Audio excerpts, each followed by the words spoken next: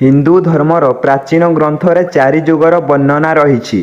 ପ୍ରତ୍ୟେକ ଯୁଗର ଅବଧି ଭିନ୍ନ ଭିନ୍ନ ବର୍ଣ୍ଣନା କରାଯାଇଛି।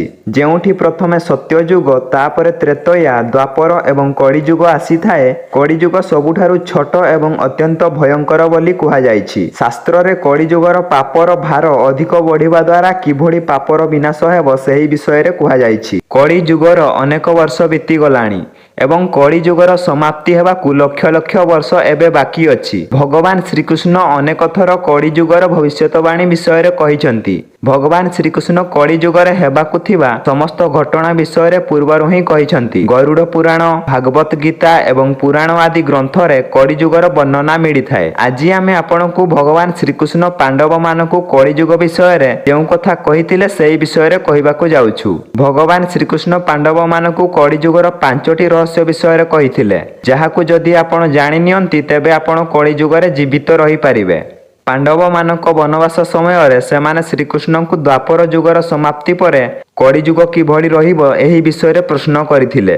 ଏହାପରେ ଶ୍ରୀକୃଷ୍ଣ ସେମାନଙ୍କୁ 4ଟି ଦିଗରେ ଭିନ୍ନ ଭିନ୍ନ ଭାବରେ ଯିବାକୁ କହିଲେ ଏବଂ ଯଦି ସେମାନେ କିଛି ବିଚିତ୍ର ଦେଖନ୍ତି ତାହାକୁ ଆସି କହିବାକୁ କହିଲେ। ଯାହାପରେ ସେ ପାଣ୍ଡବମାନଙ୍କୁ କଳିଯୁଗ କିଭଳି ରହିବ ସେହି ବିଷୟରେ କହିବେ ବୋଲି କହିଥିଲେ। ଏହାପରେ ସେମାନେ ଜଙ୍ଗଲରେ 4ଟି ଭିନ୍ନ ଦିଗକୁ ଗଲେ। ପ୍ରଥମେ ଯୁଧିଷ୍ଠିର ଫେରିଆସି ଅଦ୍ଭୁତ ଦୃଶ୍ୟ ବିଷୟରେ ବର୍ଣ୍ଣନା କଲେ। ତାଙ୍କ କହିବା ଅନୁଯାୟୀ ସେ ଜଙ୍ଗଲରେ 2ଟି ଶୁଣ୍ଢ ଥିବା ହାତୀ ଦେଖିବାକୁ ସେ ଶ୍ରୀକୃଷ୍ଣଙ୍କୁ କହିଥିଲେ। ଯାହାର ଉତ୍ତରରେ ଶ୍ରୀକୃଷ୍ଣ କହନ୍ତି ଯେ ଏହା କଳିଯୁଗର ଏକ ସଂକେତ ଅଟେ। ଅର୍ଥାତ୍ କଳିଯୁଗରେ ଏଭଳି ଲୋକ ଆସିବେ ଯେଉଁମାନେ 2 ଉପାୟରେ ପ୍ରଜାଙ୍କ ଶୋଷଣ କରିବେ। ସେମାନେ ପ୍ରଜାଙ୍କୁ ମିଛ ପ୍ରତିଶ୍ରୁତି ଦେଇ କହିବେ ଗୋଟିଏ କିନ୍ତୁ କରିବେ ଅନ୍ୟ କିଛି। ଏହାପରେ ଅର୍ଜୁନ ଶ୍ରୀକୃଷ୍ଣଙ୍କୁ କହିଲେ ଯେ ଏକ ବିଶାଳ ଗଛ ଉପରେ ଏକ ବିଶାଳ ପକ୍ଷୀ ବସିଥିଲା, ଯାହାର ପରରେ ବେଦମନ୍ତ୍ର ଲେଖାଯାଇଥିଲା। କିନ୍ତୁ ଆଶ୍ଚର୍ଯ୍ୟଜନକ କଥା ଏହା ଯେ ସେହି ପକ୍ଷୀଟି ମୃତ ଶବକୁ ଖାଉଥିଲା। ଭଗବାନ ଶ୍ରୀକୃଷ୍ଣ ଉତ୍ତରରେ କହିଛନ୍ତି ଯେ କଳିଯୁଗରେ ଜ୍ଞାନୀ ବ୍ୟକ୍ତି ସେହିଭଳି ହେବେ ଏବଂ ନିଜର ଜ୍ଞାନର ଦୁରୁପଯୋଗ କରିବେ।